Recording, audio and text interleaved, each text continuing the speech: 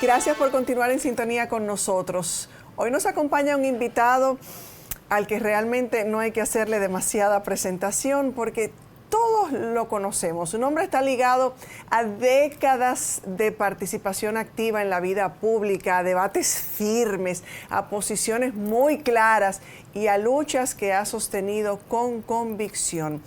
Es un dominicano de voz crítica, de defensa de la soberanía, de compromiso con causas nacionales y de una mirada aguda sobre los retos que enfrenta nuestra amada patria, República Dominicana. Además de abogado, ha sido legislador, funcionario público, candidato a la presidencia de la República. Nos hemos perdido, estamos a tiempo todavía. Es vicepresidente de la Fuerza Nacional Progresista, nos vamos acercando. Su voz se ha hecho sentir siempre con firmeza, ya lo dije, en temas como la soberanía nacional, el Código Penal, a propósito de su reciente promulgación, la crisis con Haití, la seguridad fronteriza, la política migratoria, el combate a la corrupción y al crimen organizado y la defensa de la identidad e intereses estratégicos de nuestro país. Es una persona que no se limita a opinar, sino que estudia, investiga y argumenta de cada posición que defiende. Pelegrín Castillo está con nosotros esta noche. Hoy, como siempre, viene dispuesto a hablar sin rodeos y, por supuesto, hasta el fondo. Bienvenido.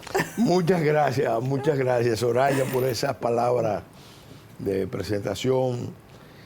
También convencida y segura de lo que dije. Y agradecido deberíamos vivir los dominicanos, de que hayan dominicanos como Pelegrín, oye, sacando un chin la cara por nosotros. Bueno, tenemos grandes pruebas por delante. Así es. Y con la gracia de Dios, creo que esa batalla la libraremos y no desmayar, no desmayar y dormir, seguir caminando, y aunque sea morir con la boca puesta. Gracias por la invitación. No, a ti gracias porque sabemos que siempre la agenda está cargada de compromisos. Sí. Pero a propósito del nuevo Código Penal de reciente promulgación, en un escrito de esta misma semana dijiste, estamos entrando en otra fase que no nos deja proclamar que estamos mejorando. Y además planteaste que hace falta una gran revolución nacional que cambie la conciencia colectiva e individual para derrotar a esos que creen o que ven que la República Dominicana es como una finca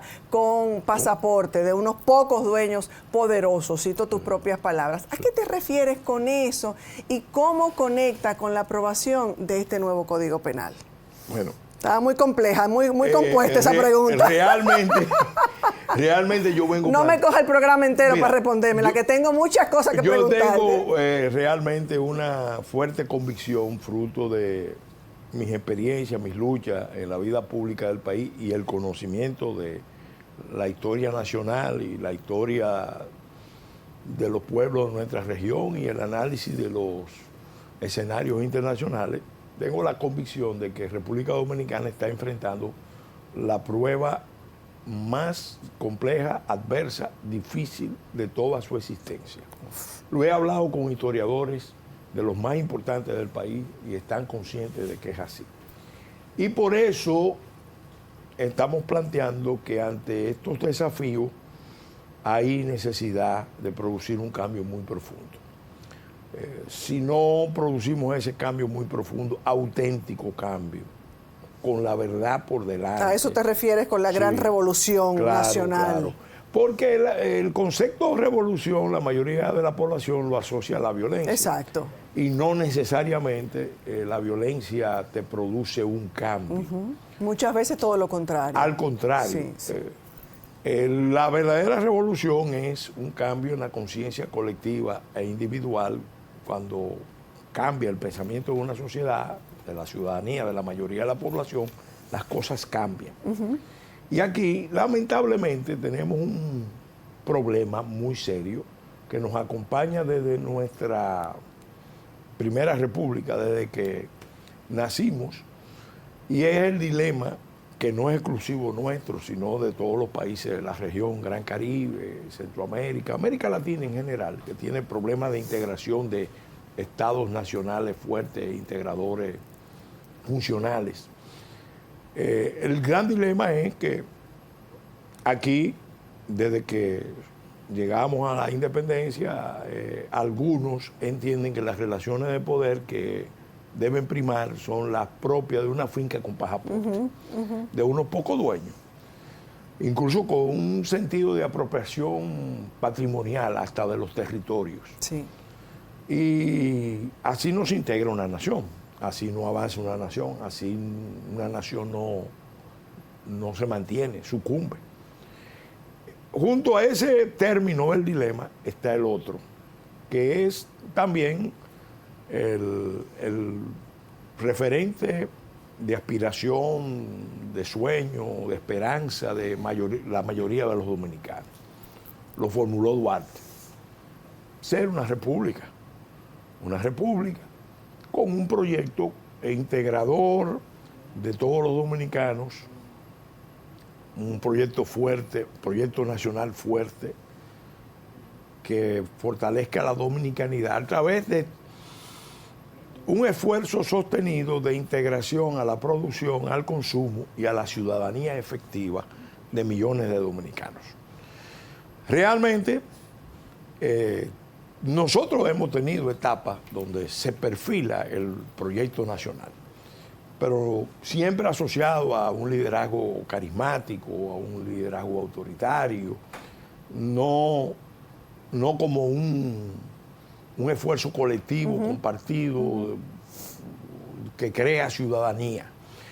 Mira, si no integramos a los dominicanos a la producción de riquezas, y tenemos todas las condiciones para hacerlo, eso te genera un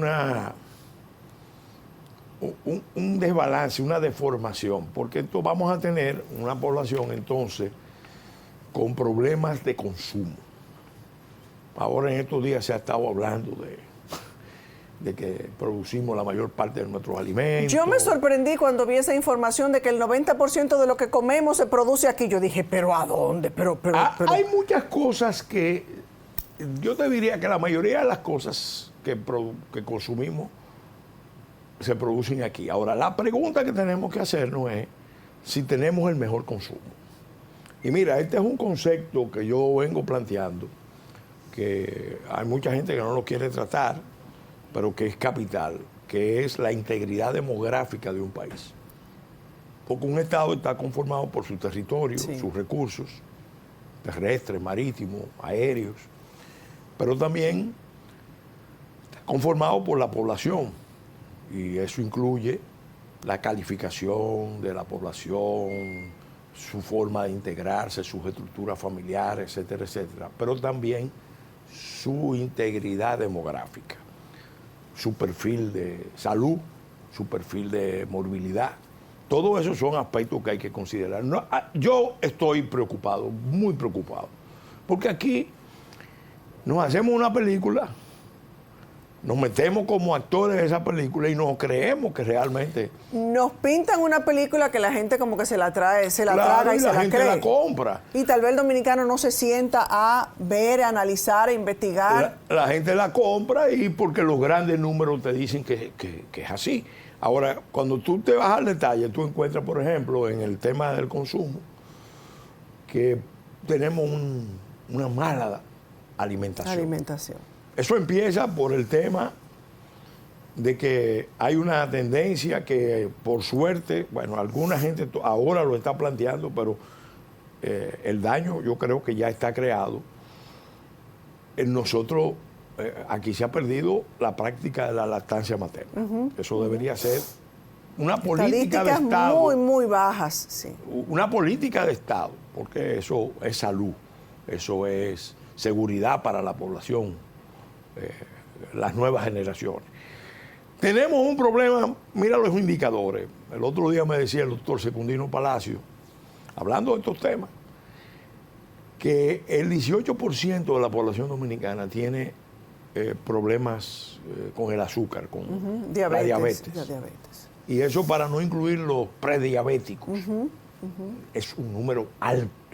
¿Qué significa? Que nuestra dieta, la que tenemos, ingesta de calorías, azúcares y todo eso, está provocando, bueno, como pasa en otras partes, porque en los propios Estados Unidos este tema está planteado. La comida chatarra, la comida de peor calidad, es la accesible a la gente, Sí. y los vegetales, las proteínas, etcétera, son incosteables. Entonces, por otro lado tenemos el problema que no es pequeño, igualmente vinculado al primero, que es la hipertensión. Que 1/3 de la población dominicana tenga problemas de hipertensión. Te dice, hay problemas. Claro. Hay problemas muy serios. Si nos vamos a las adicciones, donde hay estadísticas parciales, hay que preocuparse.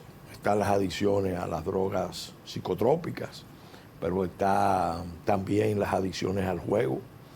Aquí que hay más banca que escuela. A la pornografía, a los juegos virtuales.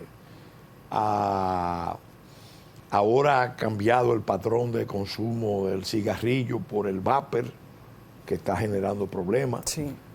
Y bueno, eso es una bomba de tiempo. Una bomba de tiempo. Aquí, por ejemplo, se venden los potenciadores sexuales libremente. Y tú encuentras niños, jovencitos, usando potenciadores sexuales que no lo necesitan. Pero al mismo tiempo se vende la píldora del día después, la píldora de emergencia, libremente. Pero cuando tú hablas con los médicos, te dicen, mira, el consumo regular por parte de una generación joven que está consumiendo eso regularmente, te termina generando algún problema de salud, ya sea un cáncer, Claro, o ya sea un problema de infertilidad o de baja fertilidad. Y cuando tú vas asociando todo eso, tú dices, bueno, pero espérate, es que también hay una política dirigida a controlar y reducir las poblaciones. Ahora mismo, ¿cuál es la tasa de crecimiento de la población dominicana? 2.1. Estamos ligeramente por encima de la tasa de reposición de la población, pero con tendencia a caer. a caer. Entonces, vas viendo eso y tú dices, bueno, espérate, ok, producimos la mayor parte de los alimentos, pero vamos a plantearnos seriamente. Tenemos el mejor modelo de desarrollo, de producción de alimentos. Aquí se abandonó la agricultura familiar, aquí se han abandonado los caminos rurales, los canales secundarios en las zonas rurales, y yo hablo con mucha profundidad y conocimiento del tema porque soy asesor de Confenagro, he sido presidente de los 2 últimos congresos de la Confederación de Productores Agropecuarios. Que no es hablando a lo loco. Eso aquí. no es que... Como dice el dicho, cuando digo que la burre vaya... óyeme, eso es un problema estratégico del país. Entonces, y gente entonces de los campos y de las comunidades rurales migrando hacia las capitales. Entonces tenemos un modelo también. Buscando algo que tampoco aquí encuentran. Yo el otro día estuve hablando con algunos amigos que me están hablando de cómo nosotros seguimos una hoja de ruta para integrarnos a la OCDE antes del 2035. Y al mismo tiempo ya vemos una reunión de ayer de los empresarios, de cómo nosotros, con el presidente, cómo nosotros duplicamos el Producto Interno Bruto en 10 años. Nosotros, la meta debería ser cómo nosotros nos replanteamos el modelo de desarrollo. Porque el modelo del Nueva York chiquito, que fue, vamos a decir, eficaz en los tiempos de la globalización, cuando empezaba a producirse la globalización, ese modelo está provocando una deformación en el crecimiento nacional preocupante, porque la inversión pública se está concentrando fundamentalmente en unas cuantas grandes ciudades, la inversión privada por igual, y entonces tú encuentras la frontera, la montaña, las zonas rurales en proceso de abandono. Sí. Te vas a la frontera y eso da grima. Te vas a las montañas, y yo la conozco también, la he volado y la he transitado, y eso da grima. Entonces, en las zonas rurales tú hablas con, yo tengo reportes de todo el país, de gente que me llama y me dice, mire, aquí tenemos un problema de asentamiento creciente. Aquí en el territorio dominicano, hace 3 años, el Ministerio de Interior y Policía reportó 475 asentamientos haitianos. Asentamiento no significa ciudades, pero puede ser un villorio, puede ser el recodo de una calle, pero 475. Con un estado fallido ahí que expulsa permanentemente población, te dice, es cuestión de tiempo para que esto se desestabilice. Entonces, todo eso está pasando y la clase dirigente del país no tiene la disposición de hacer un ejercicio de crítica, de autocrítica y sobre todo de pensar que los cambios globales que se están produciendo, hay una guerra híbrida global, hay una desglobalización, hay un surgimiento de un nuevo orden internacional que no es alrededor, como se dice, del multipolar. Es un orden donde las grandes potencias, superpotencias de primer nivel, entiéndase Estados Unidos, China, Rusia, van a definir áreas de influencia. Y hay potencias regionales que van a tratar de hacer lo mismo en su región. Entonces, es otro mundo el que está llegando. Entonces, las cadenas de suministro globales, que fue el gran sueño que se vendió, todo eso ya entró en una etapa de crisis. Viene una nueva etapa que va a ser tortuosa. Allá vemos guerras en diferentes escenarios y tenemos un alto riesgo de que nuestra región se convierta también en una región, como ha sido en otras ocasiones, en un escenario del conflicto de las grandes potencias. Y esa nueva etapa a la que te refieres, ¿qué necesita nuestro país para enfrentarla? ¿O qué tipo de líderes, qué tipo de liderazgo, qué tipo de dirección necesita para que esa etapa, pues no golpee más? Ahí voy. Yo cuando estoy planteando la revolución nacional del proyecto nacional, porque la idea es, bueno, hemos tenido proyectos, pero a veces aplastado ya por esa visión de poder de la finca con pasaporte, donde los políticos renuncian a la visión nacional y se subordinan a los poderes fácticos, a los poderes nacionales y extranjeros, que entienden que esto es un territorio donde se puede hacer y deshacer, y que al final la ley que prima es la ley de los más poderosos, no de un proyecto de república. Ahí viene el tema de cómo nosotros en este momento de prueba, porque es un momento de prueba nacional, levantando ese espíritu, empezamos a construir una ciudadanía, a rescatar el espíritu ciudadano, el espíritu de la dominicanidad. Mira, el sistema político, ahora Capel empezó una investigación que la Junta le pidió. Evaluar por qué se produjo una tensión tan alta en una elección presidencial en las elecciones pasadas. Yo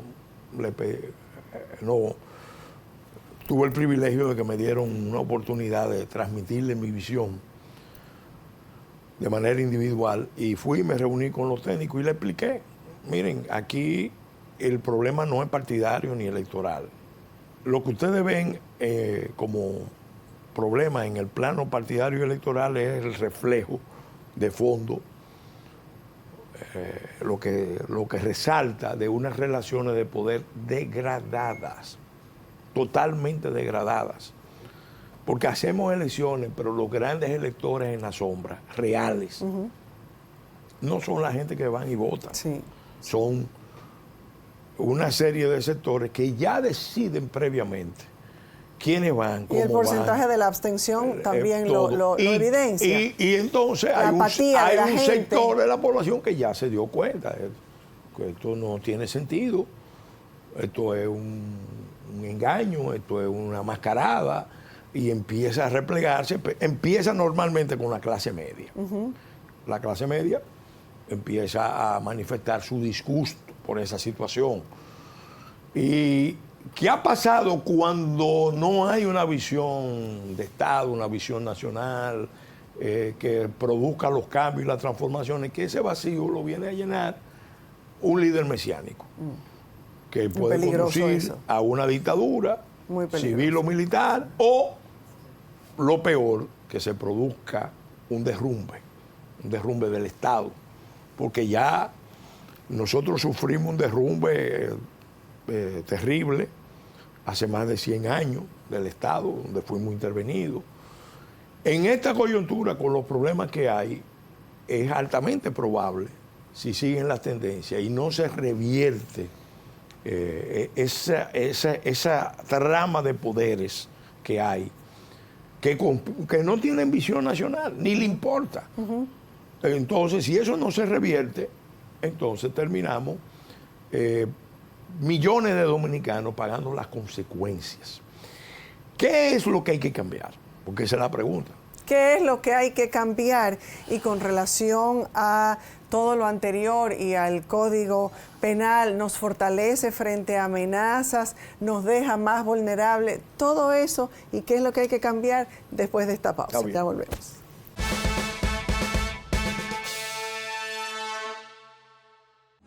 Y ahora, el bateador se prepara con 2 outs.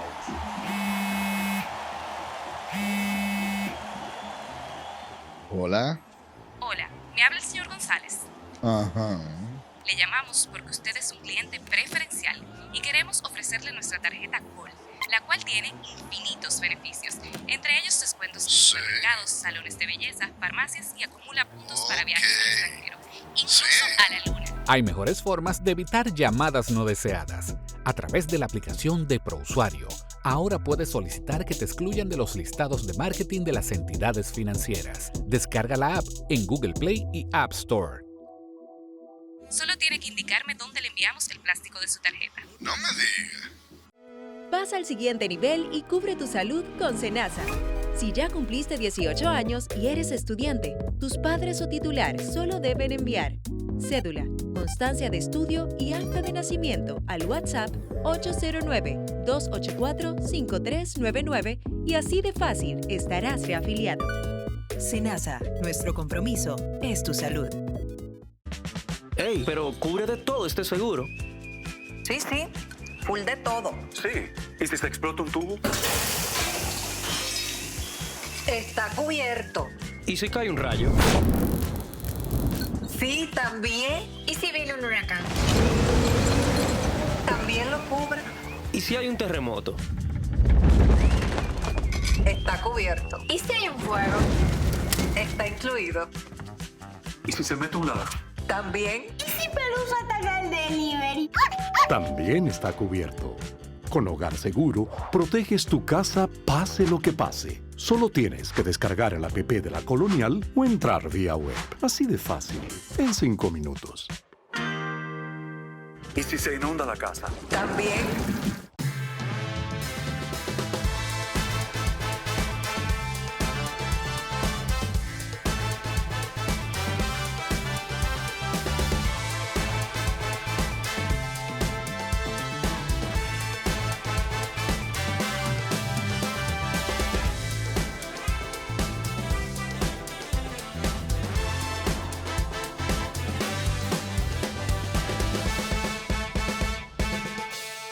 Gracias por continuar en sintonía con nosotros y con Hasta el Fondo, con Soraya y esta noche con Pelegrín Castillo. Nos fuimos a la pausa y dejamos en la mesa qué es lo que hay que cambiar y agregue si este código, luego de todo lo dicho, si este código penal nos fortalece, nos deja más vulnerables, positivo, hay tanto pataleo con el... Por fin tenemos código y entonces... Mira, Soraya, uno que ha trabajado mucho en estos temas, en los temas constitucionales, en los temas legislativos, realmente sabe que el problema de este país no es la falta de leyes. No sobran, sí. Letras muertas. No es la falta de leyes. La mayor parte de las infracciones,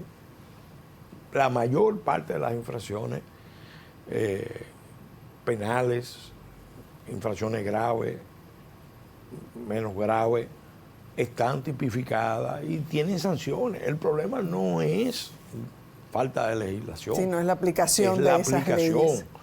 Y entonces aquí realmente cuenta muy poco la ley. Cuenta muy poco la visión de política criminal. Incluso hay hasta una visión, yo te diría que muy corta, muy limitada. Ahora en estos días vimos el debate sobre el tema del aborto en el Código Penal. Sí, sí. A pesar de que dejaron las 3 causales fuera, pero tú advertiste que el peligro sigue presente. Mira, cuando empezamos la discusión que empezó precisamente en el gobierno del presidente Fernández, metieron ahí una propuesta de causales. Después vino un problema de procedimiento con el gobierno de Danilo Medina. Ya el presidente Medina fue más adelante y por presión de los organismos internacionales, porque vamos a estar claros, toda esa agenda no es local. Toda la agenda antinatalista, antifamilia, del transhumanismo, que está implícita, abierta o solapada, no viene. Una estrategia global para instalar ese modelo aquí. Óyeme, te voy a contar una anécdota personal. Antes de la reforma del 2010, a mí me invitaron a una reunión. La condición para participar en esa reunión era que todos teníamos que reservarnos quiénes participaban, quiénes convocaban, quiénes expusieron. Y yo he cumplido con eso. Ahora, los contenidos de los tratados, yo lo he transmitido para ilustrar cómo las élites locales, en coordinación con los poderes internacionales, tienen un objetivo de controlar aspectos fundamentales de las naciones, de entregárselo a la visión global. En esa reunión que se hizo en víspera de la reforma constitucional, habían 70 representantes de diferentes sectores, se trataron temas muy válidos, muy apropiados, muy justos. Pero al final, bueno, Esas letricas negras, ¿verdad? Que uno siempre dice. La letrica chiquita. Vino una persona del exterior, del centro de poder, a hablar del problema demográfico. Y ahí, en esa reunión, hizo un planteamiento que evidentemente todos los que estábamos ahí lo percibimos. Yo fui, vamos a decir,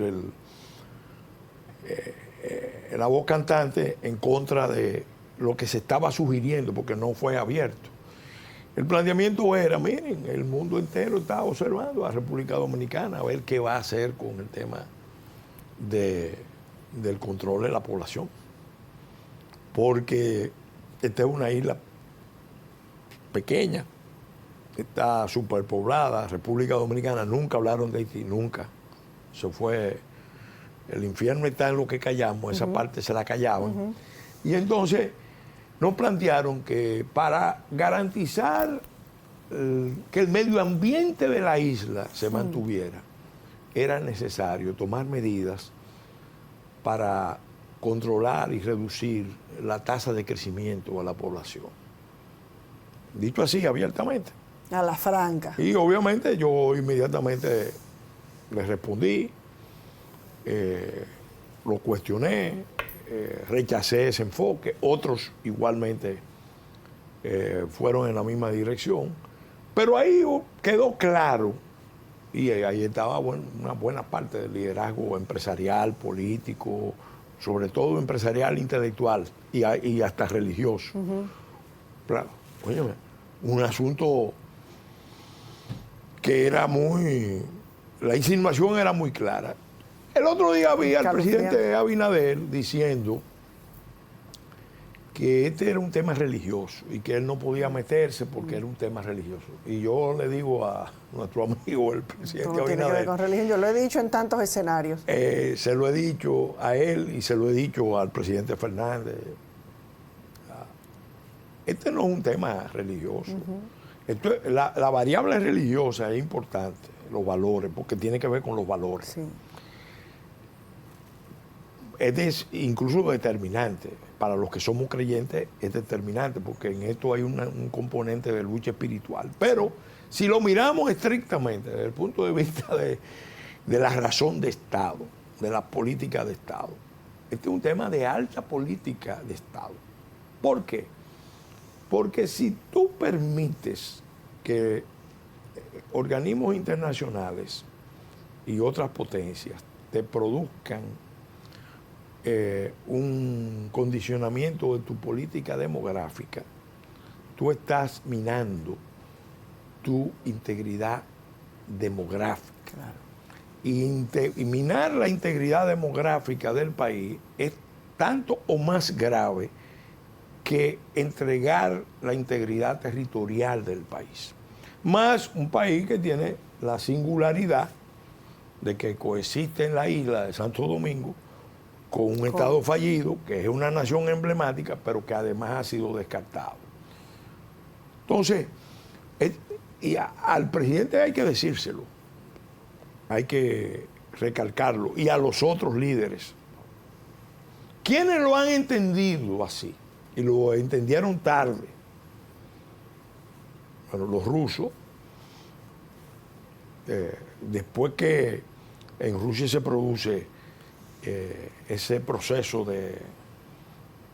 inicial de destrucción de la familia burguesa, fomentando las uniones libres, permitiendo el aborto libre, todo eso. Stalin fue el primero que se dio cuenta de que había que parar eso. Y recogieron. Y empezó a recoger. Y obviamente con la historia que ellos vivieron, de las grandes purgas y al mismo tiempo de la Gran Guerra, el daño demográfico que sufrió Rusia es muy grande. Ahora, y eso lo explica Emmanuel Todt, cuando analiza la causa de la caída de la Unión Soviética, una de las razones tenía que ver básicamente con la vulnerabilidad de la estructura demográfica del Estado soviético. Y tenemos que esperar llegar hasta esos niveles claro, como República Dominicana para entonces poder recoger y darnos cuenta. Tenemos que ver la experiencia de otros países. Porque lo ideal sería no permitir llegar Los hasta... chinos ya se dieron cuenta, pero lo han hecho tarde. Porque esas son decisiones que se toman ahora y los efectos se notan. Pero después cuando tú tratas de echar hacia atrás, mira, los chinos declararon la política de un solo hijo, que se implantó en 1979, ellos la revocaron ahora recientemente. Y se dieron cuenta de que la respuesta fue débil, porque ya se ha creado una cultura y unas relaciones sociales complicadas. Y ahora han ido a permitir 2 o más hijos. Pero ellos van a sufrir un invierno demográfico. Rusia está revirtiendo las tendencias porque también, como es una federación de grandes naciones dentro de Rusia, hay también un interés de mantener como dominante la cultura eslava, ruso-hablante. Sí. Porque los musulmanes que están dentro de Rusia están creciendo más. Y mira, los chinos igual. Y Estados Unidos, la gente que está en MAGA con Trump, no lo explican así, pero en el fondo ya ellos saben que esto es un problema. Europa, hay países de Europa que han cometido suicidio demográfico. Sí. Lo explicaba Pierre Chanou, un famoso demógrafo. Alemania es uno de ellos. Alemania. Sí, sí. Mira, Francia acaba hace poco de llevar, ahora que se está hablando mucho de genocidio, Francia acaba de llevar al plano constitucional el derecho al aborto libre en embarazo a término. Óyeme, en embarazo a término. Cuando Dios una mío, sociedad entra en esa etapa ya, los problemas que tiene, lo que eso implica. Entonces, al presidente yo le digo, presidente, aquí esto no es un tema, digo, hay una dimensión de fe, pero los que somos políticos, si tenemos convicción mejor, pero aún sin la convicción religiosa, la supervivencia del Estado tiene que ser un elemento esencial de la política. Claro. Si tú debilitas la variable demográfica, se te destruye tu estructura demográfica con éxodo, con pérdida de población, con pérdida de la fertilidad, con problemas de salud. ¿Tú crees que aquí hay presupuesto de salud, que estamos viendo los problemas que hay, para seguir con un abordaje de salud curativo? No hay manera. No hay. No hay manera. No hay forma. Y fíjate que la implementación de la ley... Siempre he dicho que le saldría mucho más efectivo y económico al Estado, a cualquier gobierno, prevenir enfermedades. Mira, 3 instrumentos nosotros estamos impulsando como Fuerza Nacional Progresista para un cambio de enfoque, porque no basta criticar, hay que proponer hay que alternativas. presentar cuáles son esas soluciones alternativas. 3 herramientas importantes. Primero, el Ministerio de la Familia y el Bienestar Social. Tenemos que poner el punto focal de la política pública. No pueden ser las mujeres, los niños, los ancianos. No. La familia. Unificar todo, claro. La familia, como grupo. Porque ahí está la estructura fundamental. Y lo dice la misma Constitución, la estructura de socialización y de formación de ciudadanía inicial está en la familia. La base de toda sociedad. Crear eso y asociarlo al bienestar social, con política de bienestar social, eso es clave. Segundo elemento importantísimo, el servicio social para el desarrollo. Está en la Constitución para jóvenes entre 15 y 21 años. Entre 15 y 21 años. Tú dirás, pero ¿es obligatorio? Sí, es obligatorio. Tenemos que quitar. De los cambios que hay que hacer en este país, de los cambios culturales, es que la palabra obligación, la palabra deber, no es sinónimo de dictadura. Para usted ser buen ciudadano, tiene y conocer sus derechos y exigir que se respeten sus libertades, usted también tiene que tener la disposición de asumir obligaciones con el proyecto nacional.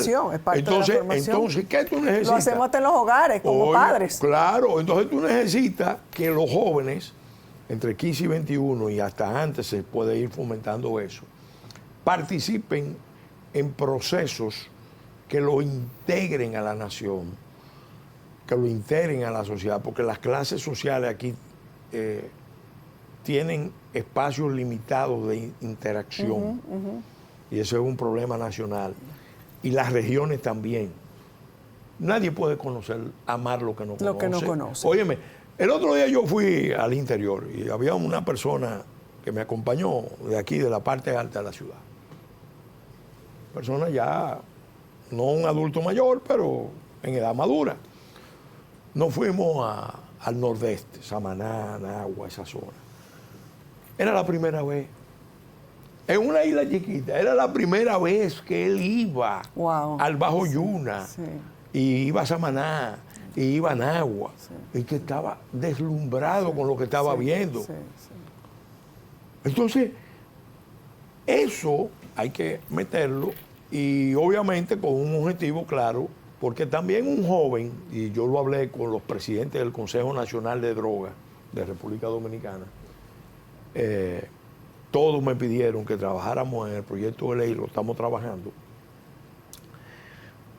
porque es una herramienta también para que la persona, el joven, se sienta valorado, reconocido, incluido, integrado, desde muy joven. Sí.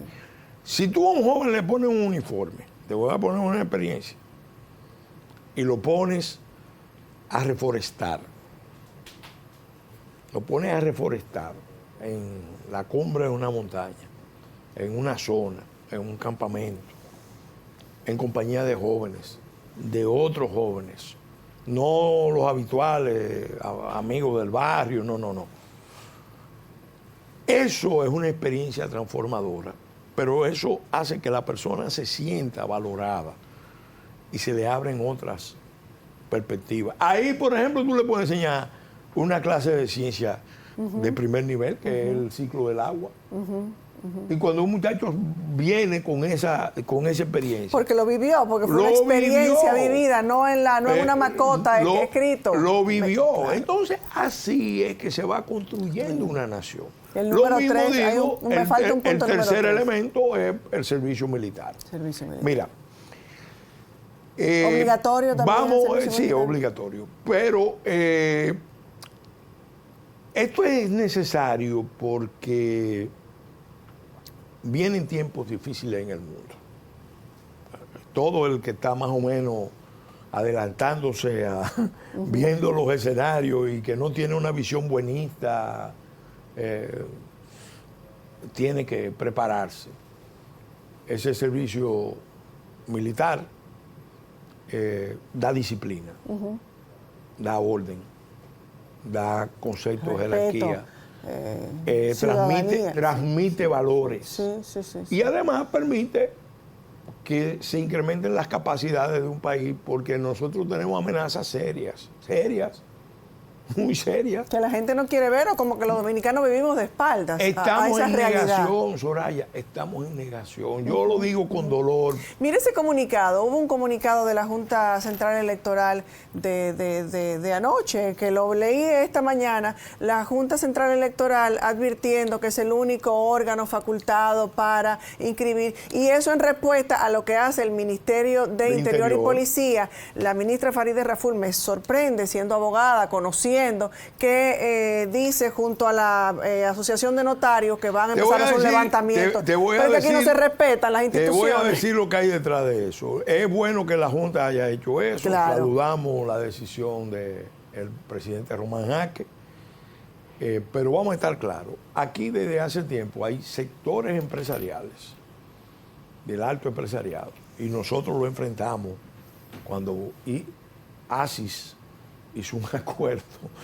Ellos por suerte rectificaron, pero ellos hicieron un acuerdo con un cónsul. ¿No? En este caso ya no era con un notario dominicano, sino con un cónsul haitiano, porque ellos pretendían, en ese acuerdo que firmaron y anunciaron, que iban a documentar a 500,000 de haitianos.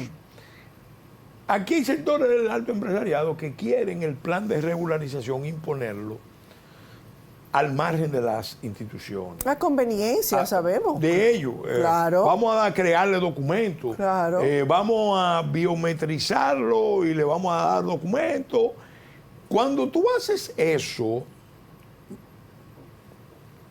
tú estás mandando exactamente la señal contraria a la que procede mandar. El presidente dijo ahora, en estos días, y no le falta razón, porque es así.